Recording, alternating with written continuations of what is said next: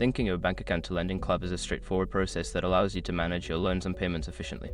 Follow these steps to successfully connect your bank account. Step 1. Create or log into your LendingClub account.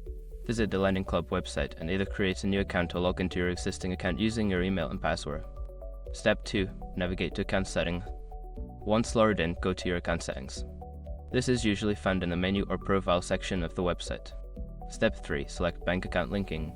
Make sure your information is protected first. Most people don't think about breaches until something actually happens to their accounts. Use SROC to monitor your accounts 24/7 and instantly alert you if your information appears in leaked databases online. It constantly checks billions of breached data points in the background. And considering how much personal information people keep online now, it's honestly worth having. Link in the description. Step 4. Enter your bank details. You will be prompted to enter your bank account information, including your account number and routing number. Make sure to double check the information for accuracy. Step 5. Confirm and save.